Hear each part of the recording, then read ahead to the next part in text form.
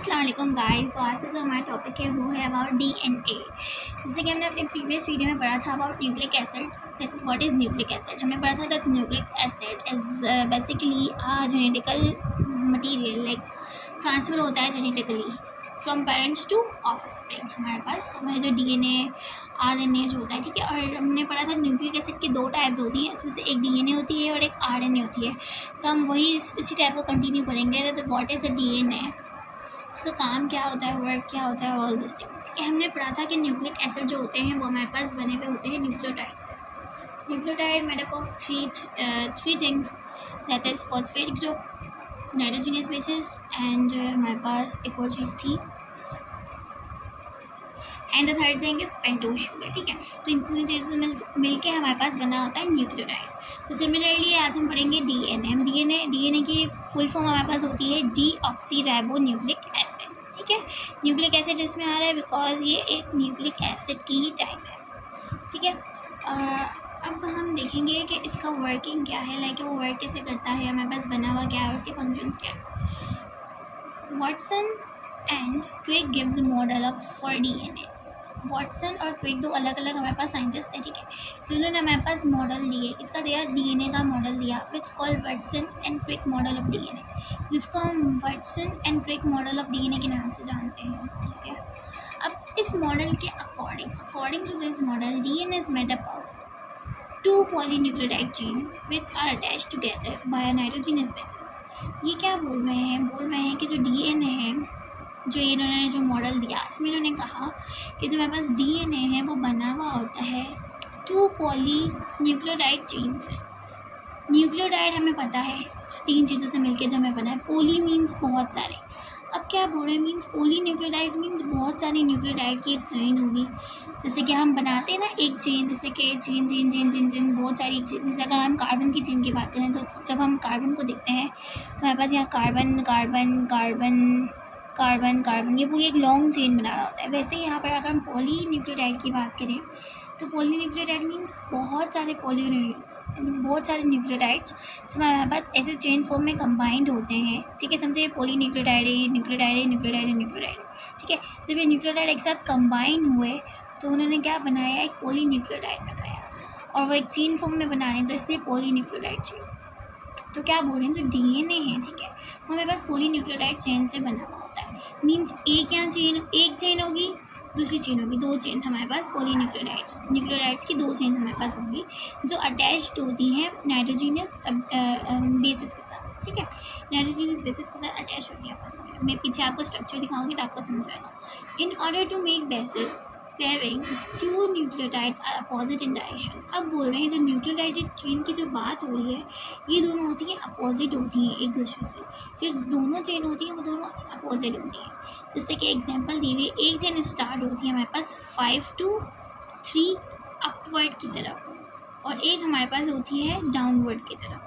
तो ये ऐसे एक दूसरे अपोजिट है। एक हमारे पास डाउनवर्ड होगी, एक हमारे पास अपवर्ड होगी 5 to 3, और एक जो चेन होगी वो हमारे पास अपवर्ड होगी और एक डाउनवर्ड होगी। मीन्स इनकी डायरेक्शन हमारे पास अपोजिट होती है दो चेन की। The base pairing is very specific. अब जो बेसिक जो हमने यहाँ पे बात की कि हमारे पास जो दो चेन्स हैं ये आपस में बेसिस से अटैच्ड हैं, तो ये जो बेस है ना, इनकी एक स्पेसिफिक पेयरिंग होती है।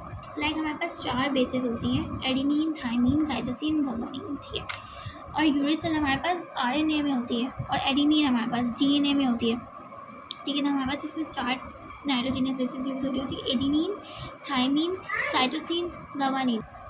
अब स्पेसिफिक पेयरिंग मतलब एडेनिन, थाइमिन, साइटोसिन, गुआनिन जो है ना, वो मतलब इनकी एक स्पेसिफिक पेयरिंग होती है। जैसे कि अगर फॉर एग्जांपल एडेनिन हमेशा थाइमिन के साथ पेयर बनाएगा, और जो साइटोसिन है वो हमेशा गुआनिन के साथ बनाएगा। ऐसा नहीं हो सकता कि एडेनिन साइटोसिन के साथ बनाए या थाइमिन गुआनिन के साथ बनाए, नहीं। Adenine always pair with thymine and guanine always pair with cytosine, ठीक है। और इनके बीच जो ये पेयरिंग बना रहे होते हैं, ठीक है, आपस में इनके ये पेयरिंग किसके मदद से बना रहे होते हैं, हाइड्रोजन बॉन्ड की मदद से बना रहे होते हैं। There are 3 hydrogen bond between guanine and cytosine and 2 hydrogen bond between adenine, thymine. क्या बोल रहे हैं, हमने बात की ऊपर कि हमेशा एडेनिन रिप्रेजेंट करते हैं ए से, थाइमिन टी से, साइटोसिन सी से, गुआनिन जी से, राइट। अब क्या बोल रहे हैं कि एडेनिन हमेशा थायमीन के साथ ही बॉन्ड बनाएगा, पेयर बनाएगा। वो कभी भी गवानीन या साइटोसिन के साथ नहीं बना सकता। और किसके ज़रिए बनाएगा? हाइड्रोजन बॉन्डिंग के ज़रिए। और हमारे पास एडिनिन और थायमीन के दरमियान कितने हाइड्रोजन बॉन्ड होंगे? 2 हाइड्रोजन बॉन्ड होंगे। तो हम बॉन्ड्स को ऐसे शो कर रहे होते हैं, ठीक है। 2 है तो इसलिए 2 लाइन्स डाली है। एक होती तो 1 लाइन डलती। और साइटोसिन गवानीन में हमारे पास इन दोनों के दरमियान हमारे पास कितने हाइड्रोजन बॉन्ड होते हैं? 3 हाइड्रोजन बॉन्ड होता है। ये 2 हाइड्रोजन बॉन्ड से पेयर हुआ हुआ होता है, ये 3 हाइड्रोजन बॉन्ड से पेयर हुआ हुआ होता है। अगर ये पेयरिंग नहीं होती तो आपस में कभी पेयर नहीं, अगर ये बॉन्डिंग नहीं होती तो आपस में कभी पेयर नहीं बना सकते। तो ये जो पेयर बना रहे होते हैं एक दूसरे से, वो हाइड्रोजन बॉन्ड की मदद से बना रहे होते हैं। तो ये हमेशा यहाँ पे स्पेसिफिक पेयरिंग का मतलब है कि ये हमेशा थायमीन के साथ होगा एडेनिन, और साइटोसिन हमेशा गवानीन के साथ होगा। अब मैं आपको इसके स्ट्रक्चर से समझाऊंगी ताकि आपको और अच्छे से समझ आ सके। सबसे पहले हमने बीच में बात की थी कि हमारे पास जो डीएनए होता है वो 2 पॉलीन्यूक्लियोटाइड चेन से बना होता है। तो वो यहाँ पे आपको एक्सप्लेन हो जाएगा कैसे। देखिए, हमने क्या बोला था? न्यूक्लियोटाइड। अगर हम सिर्फ न्यूक्लियोटाइड की बात करें तो न्यूक्लियोटाइड में क्या होता है? एक फॉस्फेट ग्रुप होता है, एक राइबोज शुगर होता है, और एक हमारे पास नाइट्रोजन बेस होती है। तो हमारे पास ये क्या बन जाता है? हमारे पास न्यूक्लियोटाइड बन जाता है। इट्स मीन ये एक न्यूक्लियोटाइड, यहाँ पे ये दूसरा न्यूक्लियोटाइड, ये तीसरा न्यूक्लियोटाइड, ऐसे न्यूक्लियोटाइड मिक्स होते जाएंगे तो वो एक चेन बन जाएगी। जब बहुत सारे हैं तो पॉलीन्यूक्लियोटाइड की चेन बन जाएगी, राइट। और सिमिलरली यहाँ पर भी एक नाइट्रोजिनस बेसिस है, फॉस्फेट ग्रुप है, राइबोज शुगर है, हमारे पास एक न्यूक्लियोटाइड, ये दूसरा न्यूक्लियोटाइड, ये तीसरा न्यूक्लियोटाइड, और बहुत सारे जब हमारे पास मिलते जाएंगे तो एक चेन बन जाएंगी। तो पॉलीन्यूक्लियोटाइड की एक ये चेन हो गई, एक ये चेन हो गई, ये 2 चेन। तो इसलिए बोला हुआ है कि डीएनए बना हुआ था 2 पॉलीन्यूक्लियोटाइड चेन से, ठीक है। ये बात हमारी क्लियर हो गई। उसके बाद हमने पढ़ा कि हमारे जो इनकी जो चेन होती है आपस में अपोजिट होती है डायरेक्शन में। अब कैसे अपोजिट होती हैं? देखिए, ये हमारे पास ये अपवर्ड वाली है और ये डाउनवर्ड वाली है। आप देखें इसका जो वो है ना, ओ यहाँ पर नीचे आ रहा है, कार्बन 4 कार्बन, ये सारी चीज़ें हमारे पास ये नीचे को आ रही और ये ऊपर को है। मीन्स इनकी जो डायरेक्शन है वो अपोजिट डायरेक्शन है, ठीक है। अब हमने चौथी बात पढ़ी, और ये क्या था कि कार्बन 5, ये हमने पढ़ा ना, रन्स फ्रॉम कार्बन 5 to 3, तो वो ये हमें शो करा था। सी हमने न्यूक्लिक एसिड में पढ़ा था कि हमेशा न्यूक्लियोटाइड के उसमें पढ़ा था स्ट्रक्चर में कि कार्बन 1 के साथ हमेशा हमारे पास नाइट्रोजनस बेसिस अटैच होगी, और कार्बन 4 के साथ कार्बन 5 अटैच्ड होगा, कार्बन 5 के साथ फॉस्फेट ग्रुप अटैच्ड होगा। तो यहाँ पर भी वही हमारे पास न्यूक्लियोटाइड के हमने क्या किए हुए बनाए हुए हैं, ठीक है।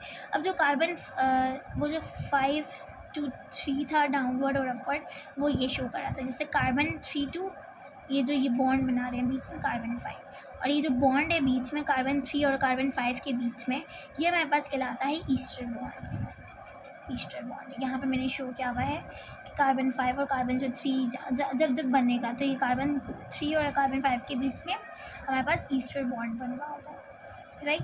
तो हमारे पास ये चीज़ शो कर रहा था नीचे 5 to 3 और 5 to 3 अपवर्ड एंड डाउनवर्ड। और ये बता रहे थे कि ये 2 जो चेन होती है वो आपस में क्या होती है? अपोजिट डायरेक्शन होती है, ठीक है। और हमने थर्ड पॉइंट ये पढ़ा कि एडेनिन हमेशा देखिए यहाँ के थायमीन के साथ ही अटैच्ड है। यहाँ पे साइटोसिन गवानीन नहीं है, राइट। यहाँ पे साइटोसिन हमेशा गवानीन के साथ अटैच्ड है। और ये जो बीच में शो हो रहा है, मैंने आपको क्या बोला था? Hydrogen bonding. 2 हाइड्रोजन बॉन्ड होते हैं एडेनिन और थायमीन के बीच में, साइटोसिन और गवानीन के बीच में 3 बॉन्ड्स होता है। तो ये हमारे पास ऐसे, ये पूरा हमारे पास स्ट्रक्चर है डीएनए का, जो कि बहुत एक सिंपल सा और लाइक नो कॉम्प्लिकेटेड नहीं है। अगर आपको ये स्ट्रक्चर समझ आ गया तो आप इजीली पेपर्स में भी ड्रॉ कर सकते हैं। इसमें से हमें न्यूक्लियोटाइड्स ही बनाने हैं और इसकी बॉन्डिंग शो करनी है, ठीक है। तो ये था आज का मेरा topic about DNA. I hope आपको पसंद आया होगा। अगर आपको मेरी वीडियो पसंद आई हो तो लाइक शेयर कमेंट ज़रूर करें और हमारे चैनल को सब्सक्राइब करें। आज के लिए इतना ही, अल्लाह हाफ़िज़।